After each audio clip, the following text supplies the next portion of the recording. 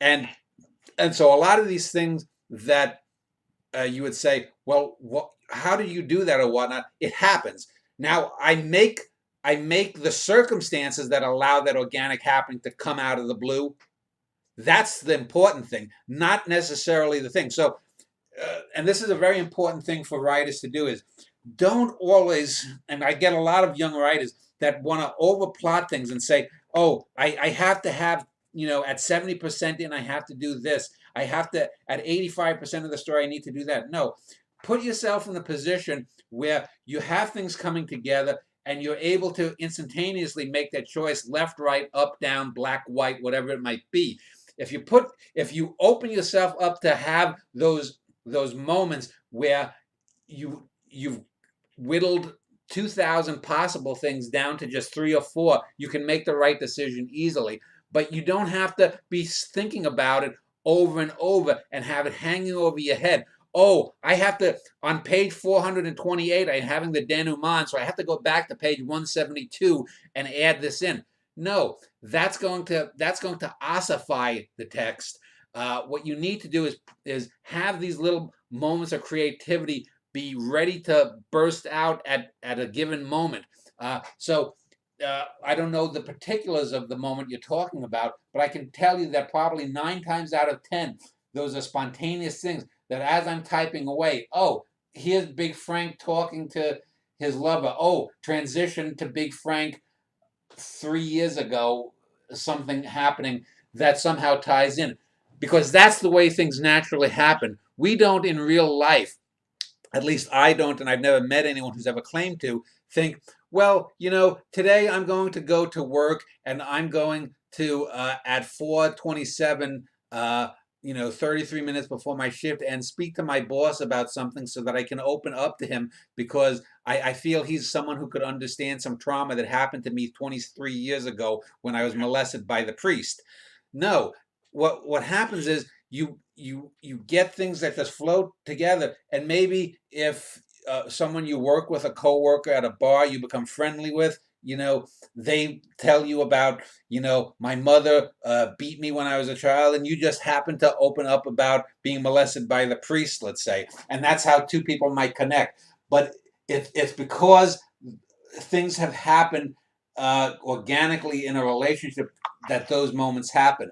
And in this way, this book again recapitulates real life. You do not find a lot of the markers uh, there. I'll give you another example. When I was talking to Alex, one of the criticism that Alex had of my spy book was there are there are 3 or 4 times where the spy is talking about friends he knows that went through some trauma at a job at work, which is similar to what happened to me last year. Uh, and in any real world thing, no one's going to know 2 or 3 people from other people that are going to have such similar things happen. But what it does, and what I think Alex didn't realize, was that it sets up that the spy is an unreliable narrator, and in the background of his mind, these things have stuck with him for a particular reason. And I've done that a few times in a book. One time it didn't work was in a book about my character Henry Matsumi, where I was writing about another incident that happened to me at my supermarket job, uh, and it was too much, and I knew to pull out. I pulled out about 7,000 words on Jessica's advice. It's the only time I've ever removed words from a book, but I reused those very words actually in I think the second intermission or the third intermission in Yes, this book, we'll and get to that later. and and the reason I did that was because Jessica was right. In the spy book, Alex was wrong about my using that because I used the the lesson that I learned from the book where Jessica told me to pull that out here, and I changed things a little bit, and it's not stated overtly, but it acts it. I don't have to state that the spy is an unreliable narrator.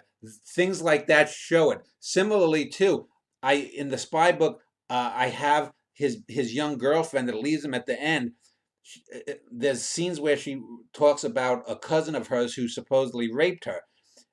Initially, I had the cousin have 2 different names in the 2 different segments, but I thought that would be too obvious to show that the spy was unreliable. So I made the name the same in both of those things. But those things are little ways of showing that the spy is an unreliable narrator. He's not as obviously unreliable as Manny Cole, who's clearly a con artist of some sort. So those are those little things, and those are those things that come organically in writing that are very important to do. You have to, just like people say, luck, is when preparation meets opportunity. It's a cliche, but in certain sense, it's true. In this book, I open up the opportunities for things to happen.